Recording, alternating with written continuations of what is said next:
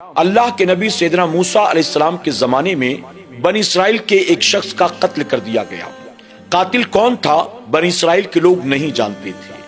جب یہ معاملہ موسیٰ علیہ السلام کے پاس لایا گیا تو اللہ کے نبی موسیٰ علیہ السلام نے اس قتل کی گتھی کو کس طرح سے سلجھایا، آج کی ویڈیو میں ہم یہ پورا واقعہ آپ کو بتانے والے ہیں۔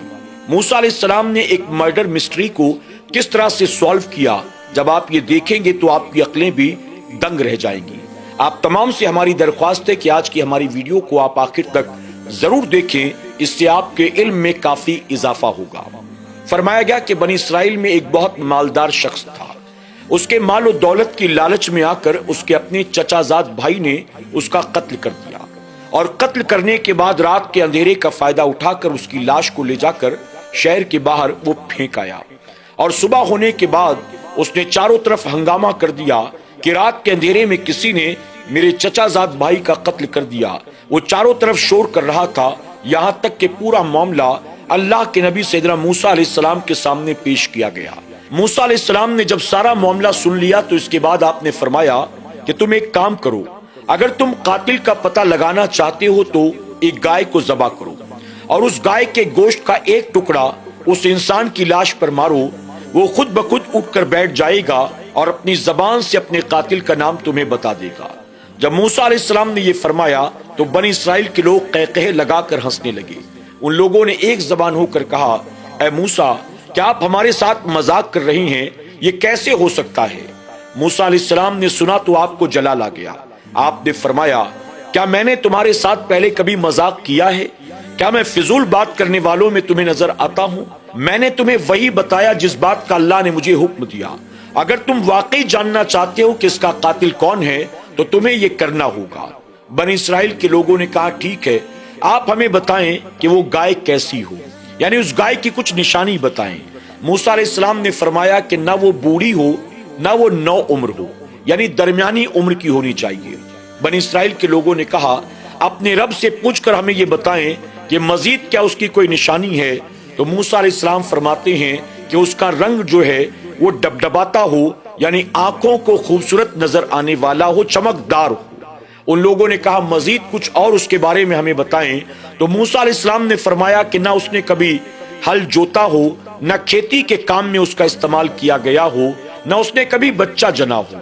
لوگوں نے کہا، ٹھیک ہے۔ موسیٰ علیہ السلام نے گائے کی بہت ساری نشانیاں بتا دی۔ اس کے بعد وہ لوگ گائے کو تلاش کرنے کے لیے نکل پڑتے ہیں۔ فرمایا گیا، گائے کو تلاش کرتے کرتے کرتے انہیں پتا چلتا ہے کہ فلاں قبیلے میں ایک یتیم بچہ رہتا ہے جس کے پاس اس طرح کی گائے موجود ہے جس میں ساری نشانیاں پائی جاتی ہیں۔ جب بنی اسرائیل کے لوگوں کو یہ پتا چلا تو وہ اس کے پاس جاتے ہیں۔ اب یہاں پر آپ کو یہ قصہ بھی بتا دوں کہ وہ لڑکا کون تھا جس کے پاس اس طرح کی گائے موجود تھی۔ فرمایا گیا کہ بنی اسرائیل میں ایک صالح مرد تھا، اس کے پاس ایک بچیا تھی، یعنی گائے کا بچہ تھا، اور اس کا ایک چھوٹا سا بیٹا تھا، اور اس کی بیوی تھی۔ جب اس صالح مرد کا انتقال ہونے لگا تو اس نے اپنی بچیا کی گردن پر مہر لگائی اور اسے جنگل میں لے جا کر چھوڑ دیا، یہ کہہ کر کہ مولا، یہ میری امانت ہے جو میں تیرے حوالے کرتا ہوں، جب میرا بیٹا جوان ہو جائے تو میری امانت کو میرے بیٹے کو واپس کر دینا۔ یہ کہہ کر اس صالح مرد نے اپنی بچیا کو جنگل میں چھوڑ دیا، اور اس کے بعد اس کا انتقال ہو گیا۔ جب وہ لڑکا جوان ہوا، وہ بھی اپنے باپ کی طرح نیک اور صالح ہوا، اپنی ماں کا فرما بردار ہوا، تو اس کی ماں نے ایک دن کہا کہ بیٹے، تیرے باپ نے تیرے لیے امانت کے طور پر جنگل میں ایک بچیا کو چھوڑا تھا، تو جنگل میں جا اور اس بچیا کو لے کر واپس آ، یعنی وہ بچیا اب گائے ہو چکی ہوگی، جوان ہو چکی ہوگی، جا اسے جا کر واپس لے آ۔ وہ لڑکا تلاش کرتے کرتے جنگل میں پہنچتا ہے۔ اس کی ماں نے اس بچیا کی جو بھی نشانیاں بتائی تھی، اس طرح کی اسے گائے نظر آئی۔ اس نے گائے کو اللہ کا واسطہ دیا، اللہ کی قسم جیسے ہی دی، وہ گائے فوراً اس کے قریب آئی، اس نے اسے اپنے ساتھ لیا اور ماں کے پاس واپس آ گیا۔ ماں نے گائے کو دیکھا، اللہ کا شکر ادا کیا، اس کے بعد اپنے بیٹے سے کہا کہ بیٹا، اسے تو بازار میں لے جا کر اس کو بازار میں بیچ دے، اور اس کے عوض جو بھی پیسہ ملے گھر کے کھانے پینے کا سامان خرید کر لیا۔ لیکن بیٹا جب جانے لگا تو ماں نے یہ شرط رکھی کہ بیٹے، جب کوئی خریدار آ جائے جو قیمت بھی اس کی لگائے اسے بیچنا مت، بلکہ تو پہلے مجھ سے آ کر اجازت لے لینا، یعنی خریدار سے کہنا کہ میں اپنی ماں سے اجازت لے کر آتا ہوں، اس کے بعد تمہیں دوں گا۔ ماں کی نصیحت کے مطابق بیٹا اس گائے کو لے کر بازار میں پہنچا۔ کچھ دیر کے بعد ایک فرشتہ انسانی شکل میں آتا ہے اور آنے کے بعد اس نے 3 دینار اس گائے کی قیمت لگائی۔ اس لڑکے نے کہا ٹھیک ہے، سودا مجھے منظور ہے، لیکن ماں نے اجازت لینے کا حکم دیا تھا، میں پہلے ماں سے اجازت لے کر آتا ہوں۔ اس پر فرشتے نے کہا ایک کام کرو، تم مجھ سے 3 نہیں بلکہ 6 دینار لے لو، لیکن ماں سے اجازت لینے مت جاؤ۔ اس والے نوجوان نے کہا نہیں، ایسا نہیں ہو سکتا، میں ماں سے اجازت لیے بغیر یہ تمہیں نہیں بیچ سکتا ہوں۔ وہ اپنی ماں کے پاس آیا، ماں سے اجازت لی، پھر بازار کی طرف چلا تو جاتے وقت ماں نے پھر سے کہا کہ بیٹا خریدار اس بار بھی جو قیمت لگائے پہلے مجھ سے آ کر اجازت لینا اور اس کے بعد ہی گائے اس کے ہاتھوں بیچنا۔ نوجوان بازار میں پہنچا، فرشتہ دوبارہ انسانی شکل میں اس کے پاس آتا ہے۔ اس مرتبہ اس نے 6 دینار قیمت لگا دی۔ نوجوان نے کہا ٹھیک ہے، مجھے سودا منظور ہے، لیکن میں اپنی ماں سے اجازت لے کر آتا ہوں۔ فرشتے نے کہا میں تمہیں اس کے عوض 12 دینار دیتا ہوں، لیکن تم اپنی ماں سے اجازت نہ لو۔ نوجوان نے کہا ایسا نہیں ہو سکتا، میں ماں سے بنا اجازت لیے تمہیں یہ گائے نہیں بیچ سکتا۔ اس طرح سے 2-3 مرتبہ ہوا۔ فرشتہ انسانی شکل میں آتا، قیمت لگاتا اور نوجوان کو روکنے کی کوشش کرتا کہ ماں سے اجازت مت لو، بلکہ پیسے دگنا لے کر یہ گائے میرے حوالے کر دو، لیکن وہ نوجوان ماں سے اجازت لیے بغیر گائے بیچنے کو تیار نہیں تھا۔ جب 2-3 مرتبہ یہ معاملہ ہوا تو ماں سمجھ گئی کہ اللہ کی اس کے پیچھے کوئی نہ کوئی مصلحت ضرور ہے۔ وہ خریدار انسان نہیں بلکہ اللہ کا فرشتہ معلوم دیتا ہے۔ اس نے اپنے بیٹے سے کہا کہ بیٹے اس مرتبہ جب خریدار آئے تو سودا کرنے کے بعد اس سے یہ پوچھنا ہمیں گائے بیچنے کی اجازت ہے یا نہیں ہے۔ جب ماں نے یہ کہا، بیٹے نے خریدار سے بازار میں یہ سوال کیا آپ بتائیں ہمیں یہ گائے بیچنے کی اجازت ہے یا نہیں ہے، تو ایسے میں فرشتے نے کہا ابھی اس گائے کو اپنے پاس روکے رکھو، ابھی اسے مت بیچو۔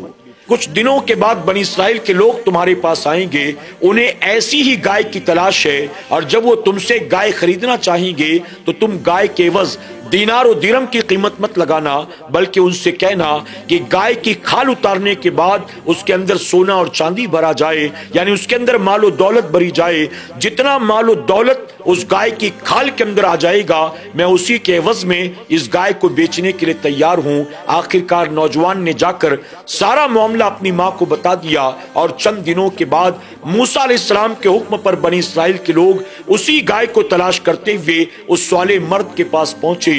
موسیٰ علیہ السلام نے جتنی نشانیاں بتائی تھی وہ ساری نشانیاں اس گائے کے اندر موجود تھی۔ بنی اسرائیل کے لوگوں نے اس گائے کے عوض اس کی کھال میں سونے اور چاندی اور جواہرات بھر کر دینے کا وعدہ کیا، اور گائے کو خرید کر موسیٰ علیہ السلام کی بارگاہ میں حاضر ہوئے۔ آپ کے حکم پر اسے ذبح کیا گیا، اس کے گوشت کے ٹکڑے بنائے گئے، اور اس کے بعد ایک ٹکڑا اس انسان کی لاش پر مارا گیا۔ جیسے ہی بنی اسرائیل کے لوگوں نے وہ ایک ٹکڑا مارا، وہ اٹھ کر بیٹھ گیا اور اس نے اپنے چچا زاد بھائی کا نام بتا دیا کہ میرے مال و دولت کی لالچ میں میرے اپنے چچا زاد بھائی نے میرا قتل کیا۔ لوگوں نے اسے گرفتار کر لیا، اور موسیٰ علیہ السلام کی شریعت کے مطابق اس قاتل کو اس کے جرم کی سزا سنا دی گئی۔ ناظرین اکرام، آج کے اس واقعے سے جو سب سے پہلا پیغام ہمیں اور آپ کو ملتا ہے وہ یہ ہے کہ ہمیں کثرت سوال نہیں کرنا چاہیے، یعنی بار بار کوئی سوال یہ ہو تو ایسا، ایسا ہو تو ویسا، ویسا ہو تو کیسا، یوں سوالات نہیں کرنے چاہیے۔ موسیٰ علیہ السلام نے جب فرمایا ایک گائے کو ذبح کرو، اس کے گوشت کا ٹکڑا اس کو مارو، یہ زندہ ہو جائے گا، اگر بنی اسرائیل کے لوگ اسی بات پر عمل کرتے ہوئے کوئی بھی گائے لے آتے تو وہ کام ہو سکتا تھا، لیکن انہوں نے سوالات پر سوالات کیے، اس لیے انہیں ایسی گائے بتائی گئی جو گائے ملنا اس دور میں بڑا مشکل تھا۔ حضور اکرم صلی اللہ علیہ وسلم نے اس حدیث مبارکہ کو بیان کرنے کے بعد صحابہ اکرام سے مخاطب ہو کر فرمایا کہ تم سے پہلے کی امتیں کثرت سوال کی بنیاد तबाह व बर्बाद कर दी गई, अजाब में मुब्तला कर दी गई, तो हमें और आपको बार बार किसी बात में नुक्ता चीनी नहीं करनी चाहिए, और एक सवाल का जवाब मिल जाए तो फिर उस पर सवाल नहीं करना चाहिए। इससे बचने की कोशिश करनी चाहिए। और इसी तरह ये बात भी मालूम हुई, अल्लाह अपने नबियों को इख्तियार अता फरमाता है, अल्लाह अपने नबियों को वो पावर अता करता है कि एक कॉम्प्लिकेटेड मर्डर मिस्ट्री को किस तरह से अल्लाह की मदद से अल्लाह के कलीम मूसा अलैहिस्सलाम ने सॉल्व कर दिया कि बनी इसराइल के लोगों की अक्लें दंग रह गई और उन्होंने समझा कि ऐसा हो ही नहीं सकता। अगर अल्लाह तबारक तआला चाहे तो एक गाय के गोश्त के टुकड़े में वो ताकत रख देता है कि उसे मारो तो मुर्दा जिंदा हो जाए। इसी तरह से ईसा अलैहिस्सलाम की दुआओं में अल्लाह वो ताकत रख देता है, आप दुआ फरमाएं तो मुर्दा जिंदा हो जाए। और इसी तरह अल्लाह अपने महबूब की उम्मत के तमाम वलियों के इमाम सैयदना सरकार गौस आजम के कदमों में वो ताकत रख देता है कि गौस आजम ठोकर मारे तो मुर्दा जिंदा हो जाता है। अल्लाह हमें और आपको अपने नबियों से, अपने वलियों से सच्ची पक्की मोहब्बत की तौफीक अता करे, और अल्लाह ऐसे वाक़यात से हमें सबक हासिल करने, इल्म हासिल करने, अपने ईमान व अक़ीदे को दुरुस्त करने की तौफीक अता फरमाए। आमीन या रब्बल आलमीन।